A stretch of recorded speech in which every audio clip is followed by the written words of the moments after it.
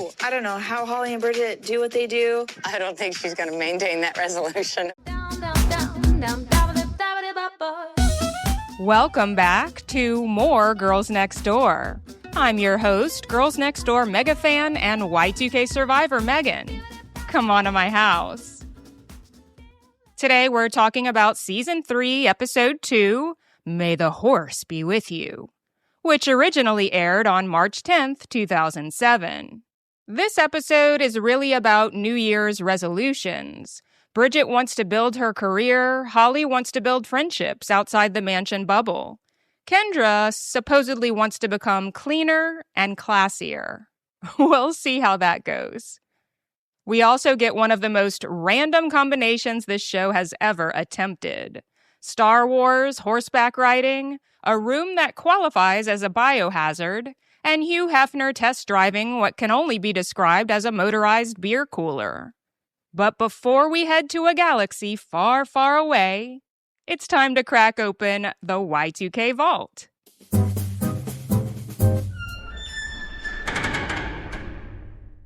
March 2007. Something happened that would change entertainment forever. Netflix introduced Watch Now, its very first streaming service. Now, before you picture spending an entire weekend binge-watching Stranger Things, slow down. This wasn't that Netflix. At launch, you could only stream a tiny selection of movies, only on your computer, using Internet Explorer. And if your parents picked up the phone to make a call while you were watching, well, hope you enjoyed buffering. Most people still thought of Netflix as that company that mails DVDs. Remember the little red envelopes? There was something oddly satisfying about hearing the mail arrive, opening the envelope, and finally watching the movie you'd added to your queue 3 weeks earlier.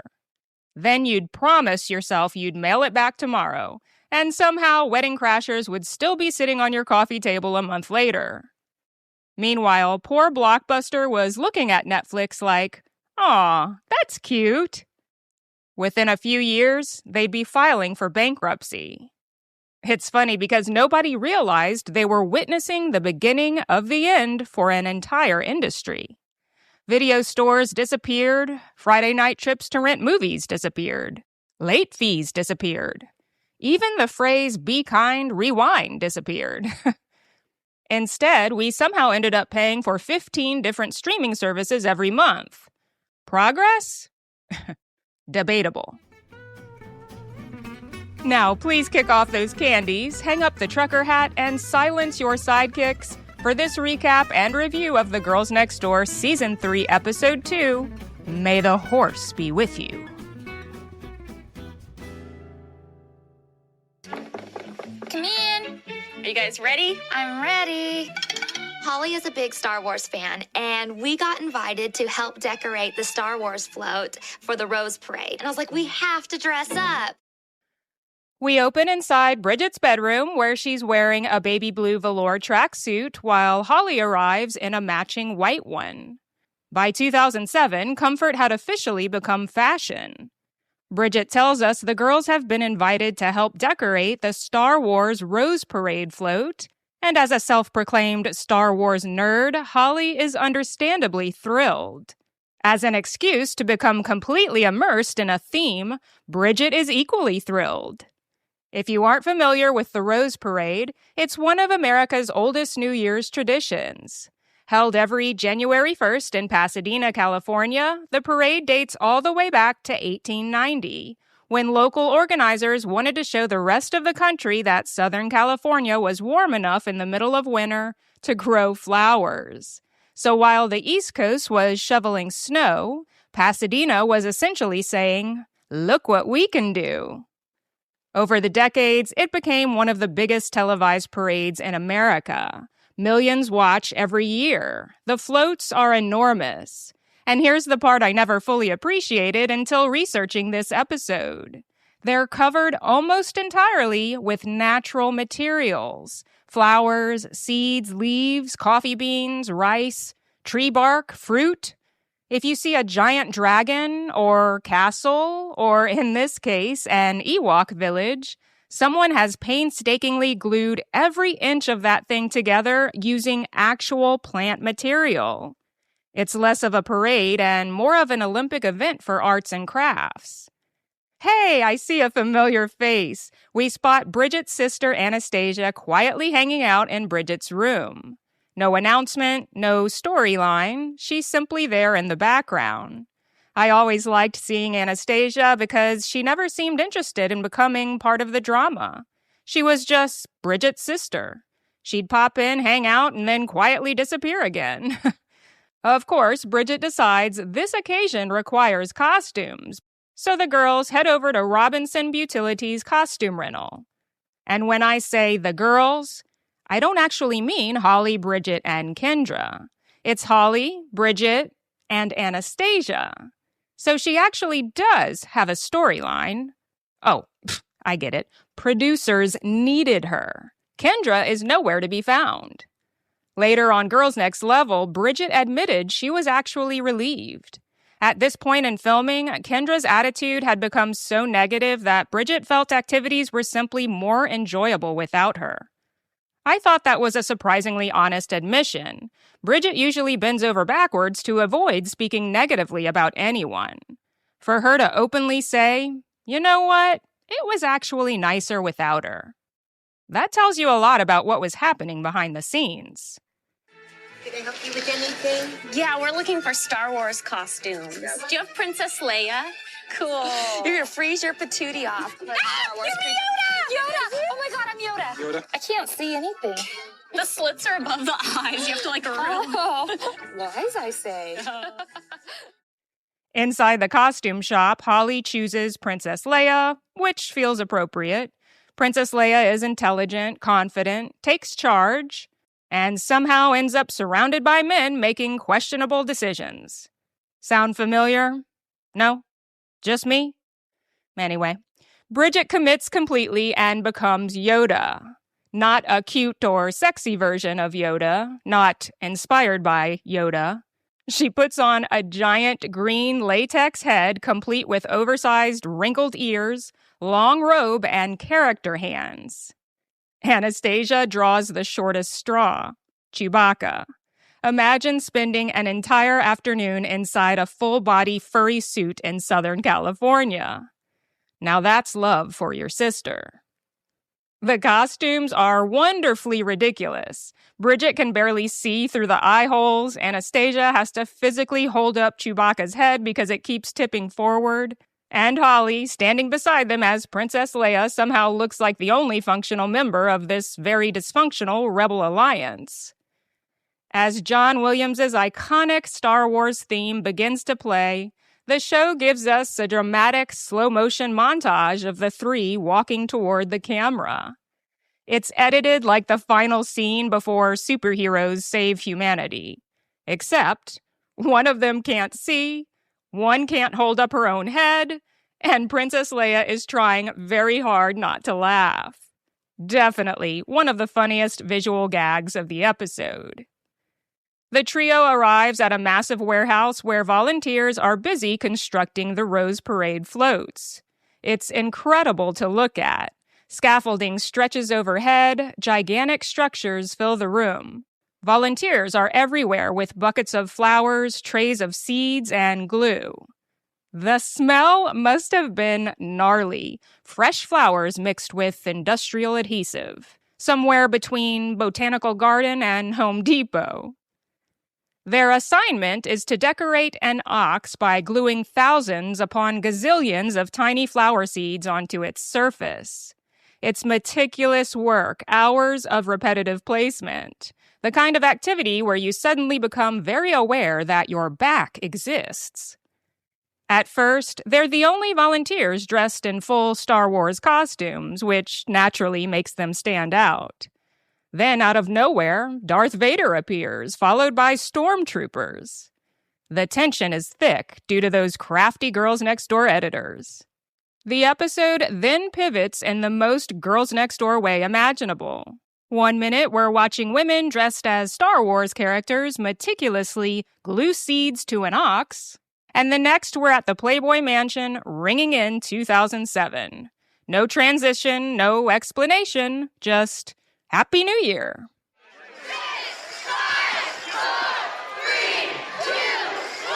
New Year's Eve is a large party at the mansion.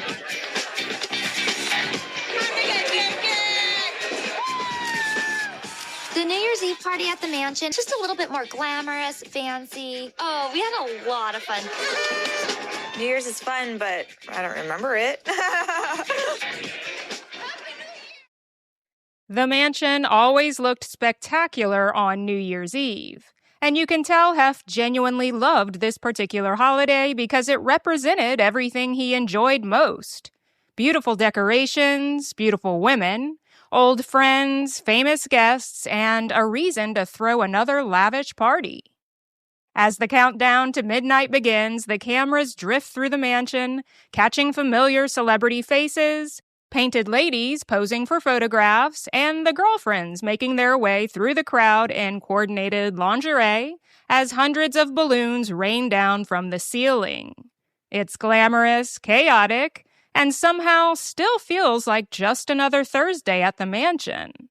Among the partygoers, you can spot Justin Timberlake, fresh off the massive success of Future Sex Love Sounds. At this point, he was everywhere. Radio, MTV, award shows. If you owned a television in late 2006, odds are you heard Sexy Back at least 12 times a day. It's funny watching these old mansion parties because they were almost treated like a celebrity wildlife preserve. The cameras would quickly pan past famous faces, almost like, look, there's one, and over there. Oh, there's another one. You barely have time to process who you're looking at before the camera has already moved on. But as extravagant as these parties looked, they also reveal something that's become more obvious as we've gone back through the series. The mansion was built around routine. Every holiday, every themed party, every movie night, every buffet, every club outing. Everything happened because it was supposed to happen. There was comfort in that routine, but there was also a certain predictability to it. And that's something we're going to see reflected throughout this episode as each of the girlfriends tries, at least on paper, to shake things up with a New Year's resolution. The celebration fades away and suddenly it's morning. Or at least morning for everyone who doesn't live at the Playboy Mansion. A rooster crows, the sun is up, birds are chirping, and a digital clock lets us know it's already 10:36 a.m., which by mansion standards might actually qualify as an early start.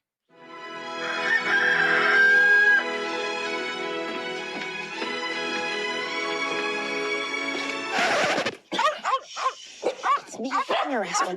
Come here. Come here. I told Kendra that I would help her get organized because that's her New Year's resolution. Time to get up. Get your attention. No, it's not. No, it ain't. Get up. I know it's hard to do it on your own, by yourself.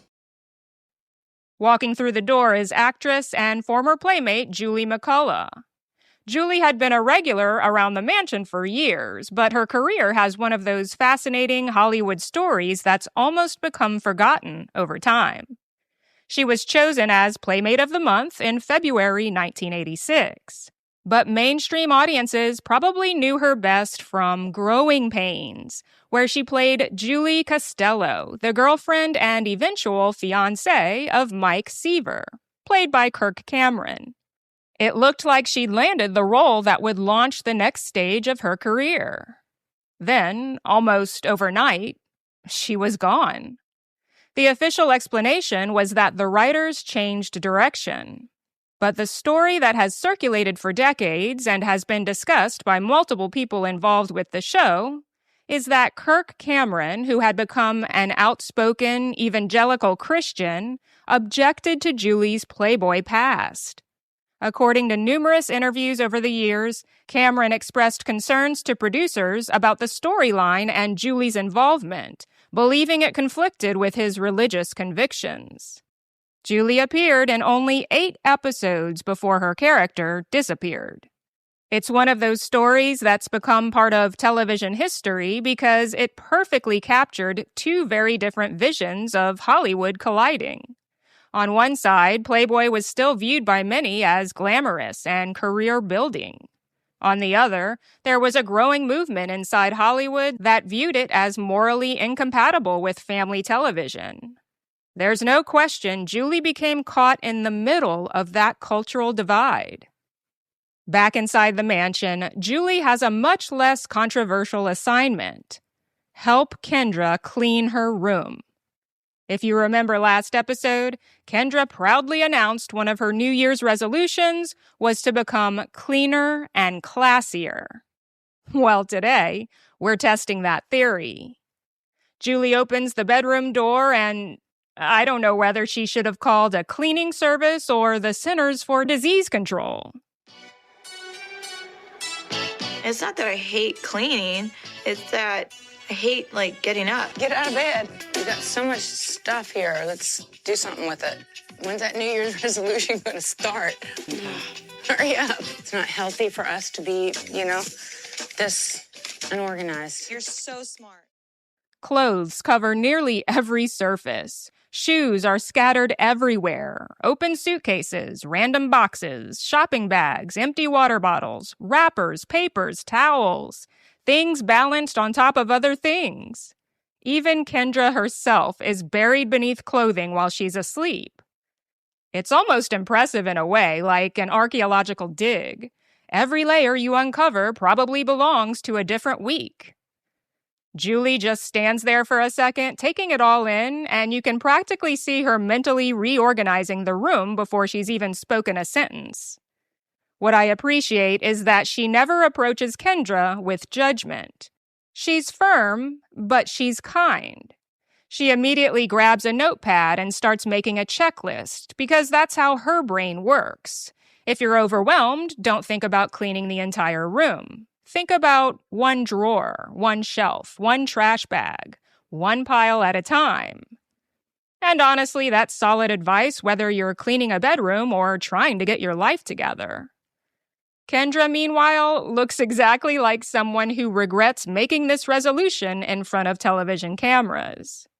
She eventually starts helping, tossing empty bottles, wrappers, and obvious trash into a garbage bag while Julie works her way through the rest of the room. At one point, Julie gently tells her that living in this much clutter really isn't healthy. And I have to admit, I found myself nodding along. There's a difference between being untidy and living in an environment that constantly adds stress to your day. Every time you wake up, you're greeted by another reminder that something needs to be done. That wears on a person. It also made me wonder something. Didn't Patty make Kendra keep her room clean growing up? We've heard stories over the years about Patty being pretty strict in certain ways, so somewhere between San Diego and the Playboy Mansion, housekeeping clearly became optional. Or maybe living at the mansion made it easier not to care. Housekeepers cleaned the common spaces, fresh laundry just appeared, pressed, folded, hung. Meals were delivered on wooden trays with a flower in a tiny vase. Everything was taken care of. When most of life's responsibilities disappear, it's probably easier for the little ones to disappear too. Ew! Why the Who? Now, come on. What? These are not mine.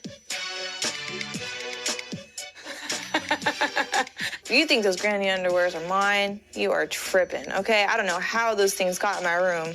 You see me wearing these? I don't know. I don't see your underwear, well, except when you crawled out of bed this morning. I swear they're not mine, okay? I swear. Kendra picks up a pair of sheer black underwear. She holds them up like they've just been recovered from a crime scene. These aren't mine. I don't know how these got in my room. Sure. But the confidence with which she says it makes me laugh, as if the underwear simply migrated there on their own overnight. It's the world's tiniest unsolved mystery. The cleanup continues for hours. After all that, would I describe the room as spotless? No. Would I willingly walk through it barefoot now? Also, no. But considering where they started, this is a huge improvement.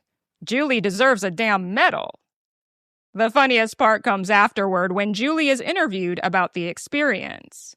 Without being mean, without being sarcastic, she basically says she doesn't think Kendra is going to keep it this way. While Kendra is trying to reclaim her bedroom from what can only be described as organized chaos, Holly is focused on a very different New Year's resolution. She tells us that one of her goals this year is to spend more time getting to know the women living over at the Playmate house. I actually think this is one of the more revealing resolutions in the episode because it says something about where Holly's head is at in early 2007. When the series began, almost her entire world revolved around Hef. If she wasn't with him, she was with Bridget and Kendra. If she wasn't with the girlfriends, she was participating in another mansion event. Her social circle had become incredibly small despite living in one of the most famous houses in the world. So hearing her say she wanted to branch out and build friendships with the Playmates feels significant. Whether she consciously realized it or not, she was beginning to create relationships that existed outside of Hef's immediate orbit. I make so many resolutions. I just have so many goals. And one of my goals pretty much every year is just to get to know the Playmates and just do fun things with them.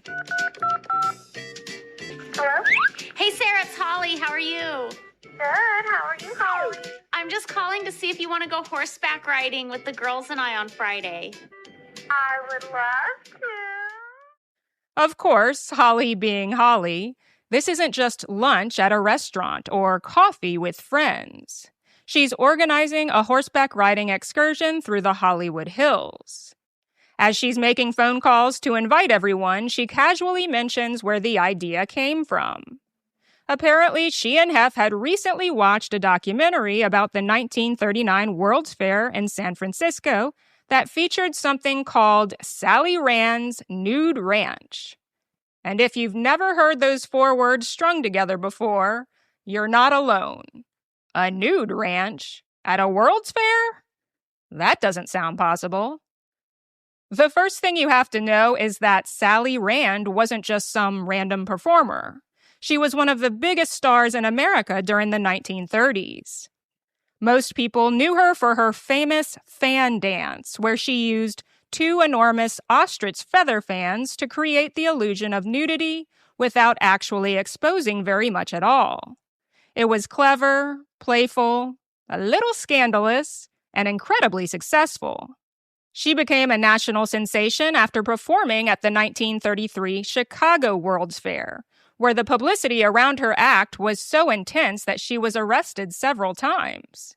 Not because audiences were outraged, but because the crowds were so enormous they created traffic problems. That's Hollywood for you.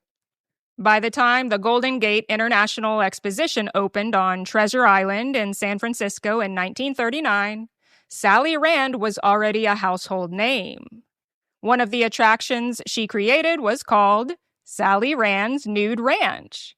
It was essentially a tongue-in-cheek Western-theme attraction featuring performers who appeared nude while cleverly remaining strategically covered through props, choreography, distance, lighting, and carefully designed costumes.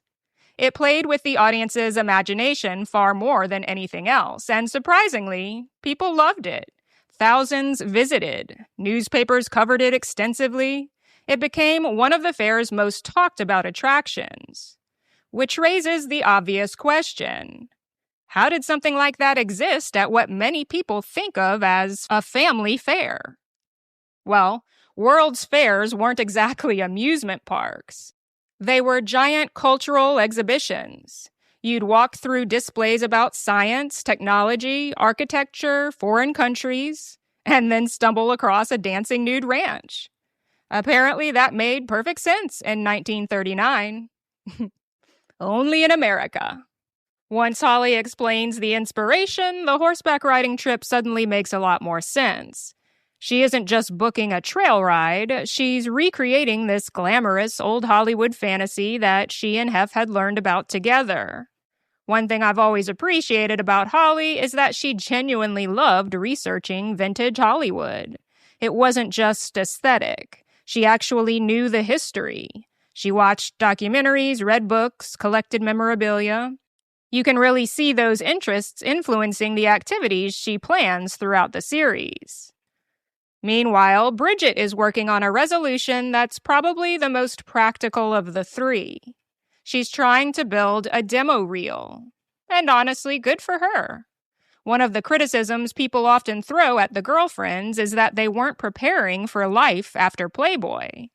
Bridget absolutely was. Whether it was hosting, travel television, paranormal investigations, radio work, or voiceover, she was constantly looking for ways to turn her interests into an actual career. This week, that means meeting with legendary voice actor Chuck McCann.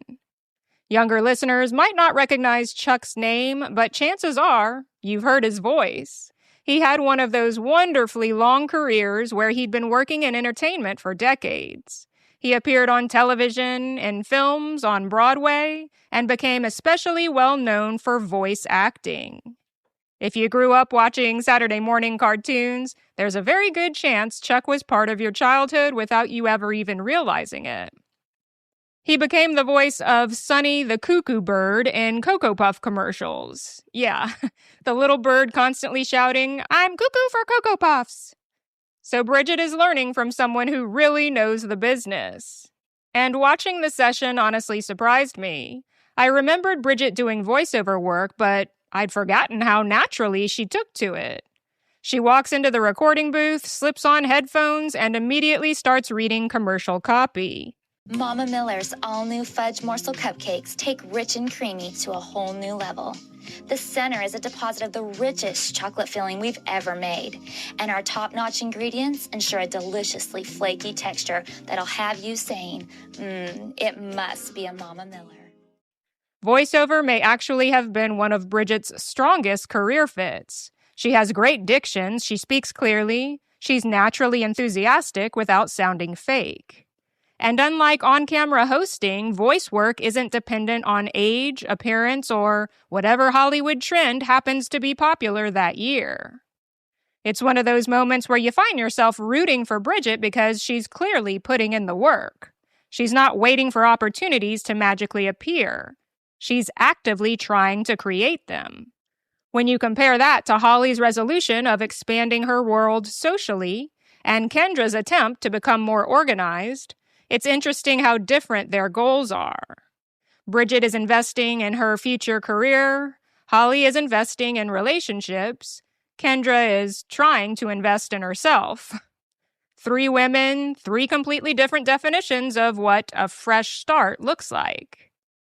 But now, it's time to trade headphones for cowboy hats. For most people, horseback riding means throwing on a pair of jeans, finding stirrup-compatible footwear, and hoping you remember which end of the horse bites. Not Bridget. Bridget has created a character.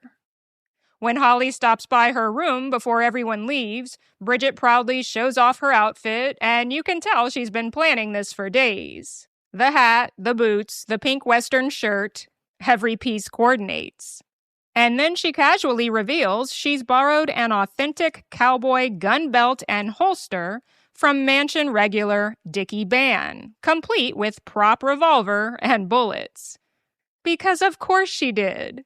If there's an opportunity to be 110% on theme, Bridget is going to find the extra 10%. Dickie Ban is someone we've mentioned quite a bit throughout the series, but you still may not know much about him.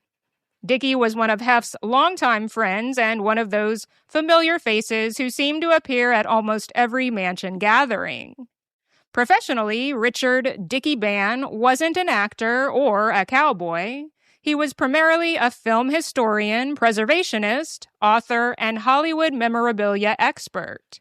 He had a larger-than-life personality, loved old Hollywood, Western memorabilia, and show business history, and became part of that extended circle of friends who were around for years. If you've watched enough episodes, you'll eventually start recognizing the same handful of Mansion regulars in the background. Dickie was definitely one of them.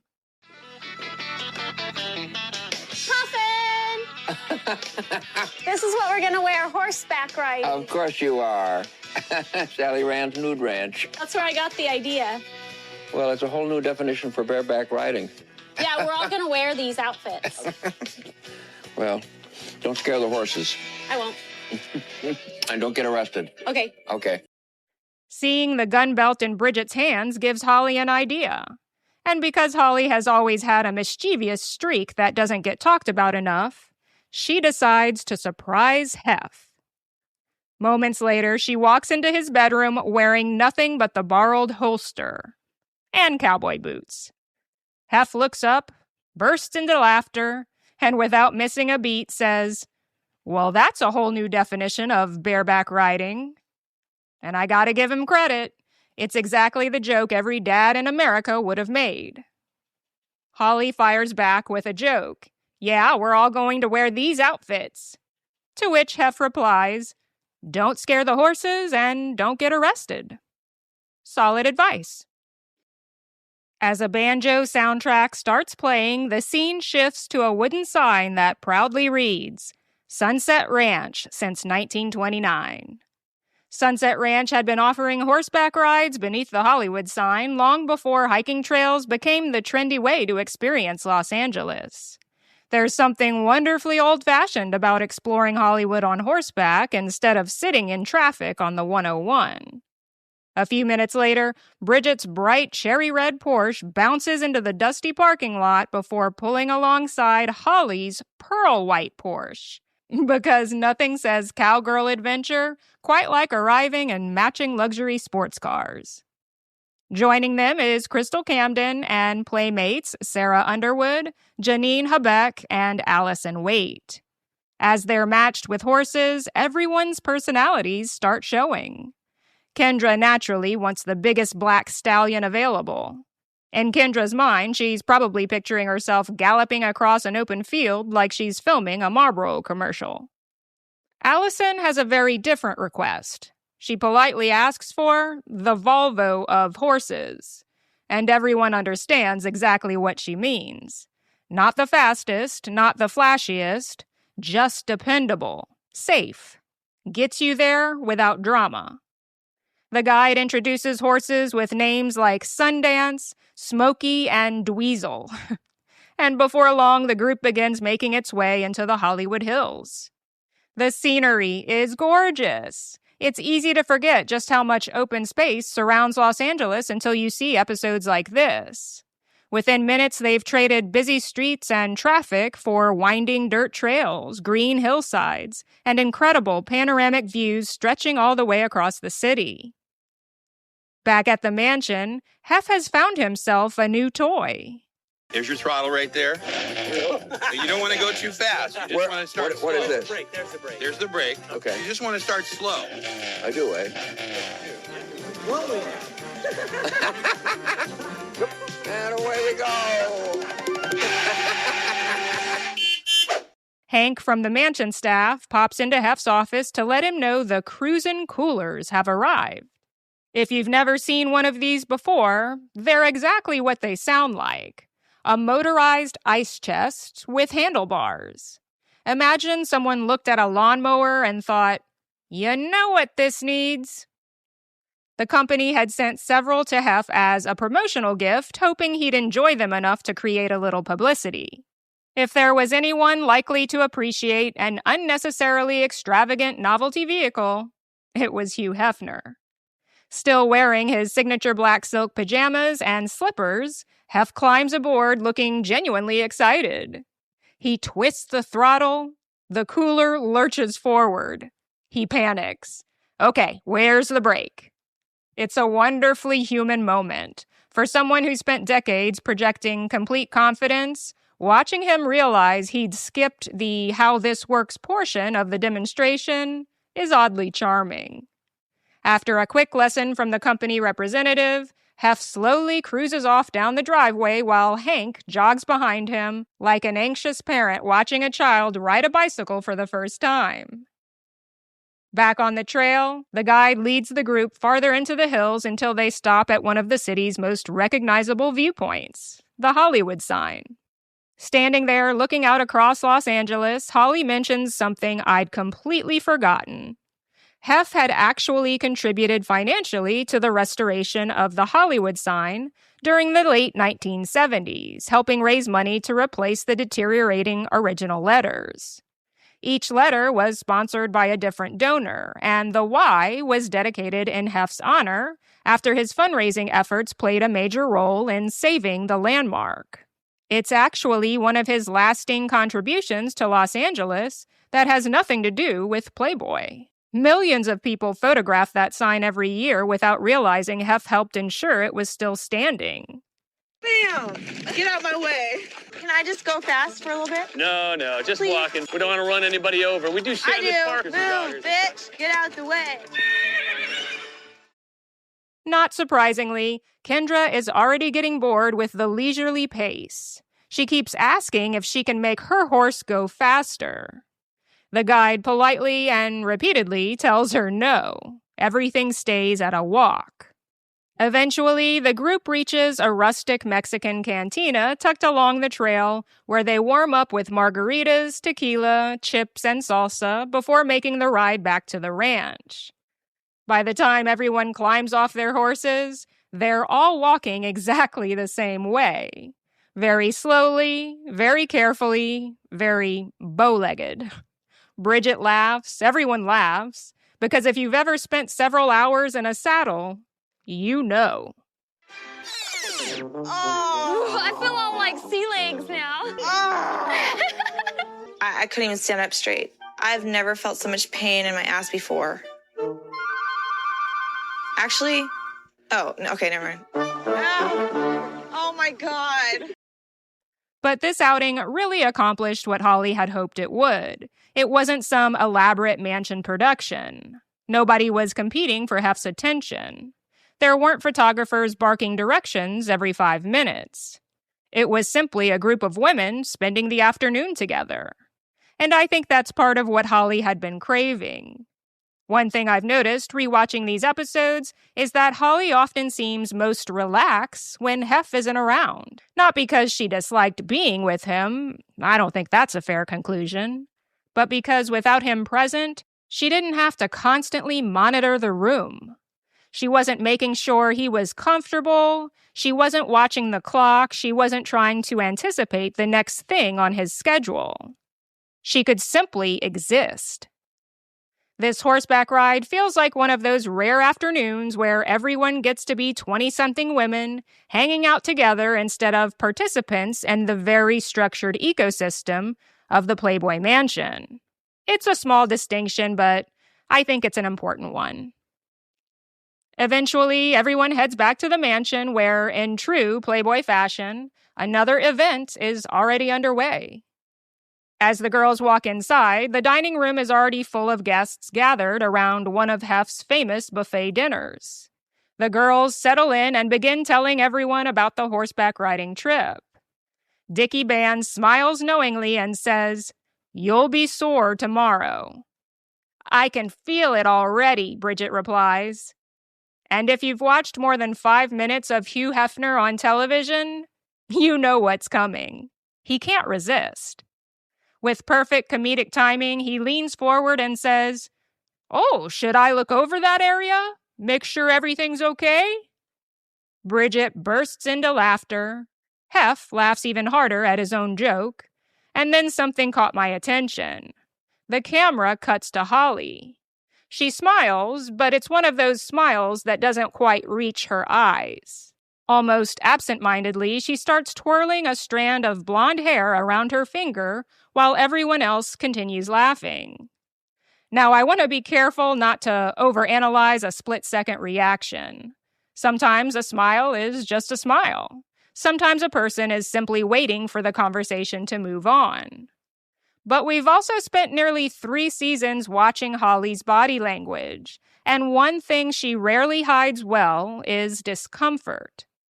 Whether she was embarrassed, whether she'd simply heard the joke 100 times before, or whether she was already beginning to grow tired of this dynamic, we can't say for certain. But it was enough that I noticed it. And I suspect I'm not the only one. Then, Just like that, the episode fades to black. What's interesting is that this episode never really had a central storyline. Nobody's fighting, nobody's crying, there's no huge revelation waiting at the end. Instead, it's really a collection of little snapshots of where everyone is emotionally at the beginning of 2007. Bridget is investing in her career, taking acting classes, recording demo reels, and saying yes to opportunities presented to her mainly because of her connection to Playboy. Holly is quietly expanding her world. The horseback riding trip might seem like a simple afternoon with friends, but I think it represents something bigger. She's beginning to build relationships that don't revolve entirely around Hef. She's creating a support system outside the mansion, albeit only a few feet away and across the street. Kendra's resolution is probably the most relatable. Who hasn't declared that this is the year they're finally going to get organized? The difference is, most of us didn't have a television crew documenting whether we actually followed through. Watching Julie patiently coach her through that room reminded me that change usually doesn't happen because someone cleans your bedroom once. It happens because your daily habits change. And that's a much harder resolution to keep. Then there's Hef. While everyone else is talking about self-improvement, he's anticipating the next party, steering a motorized cooler around the driveway, making cowboy jokes, and generally carrying on exactly as he always has. In a strange way, that's probably the biggest contrast in the episode. The women are all looking toward the future. Hef seems perfectly content preserving the present. Maybe that's because, for him, the Playboy Mansion already represented the life he'd spent decades building. For the girlfriends, especially Holly, it was becoming increasingly clear that life existed beyond those gates.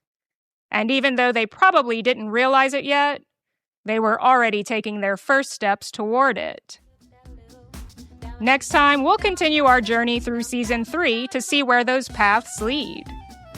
Until then, if you enjoyed today's episode, I'd love it if you'd follow the podcast, leave a 5-star review, and share it with another Girls Next Door fan. It really does help more people discover the show.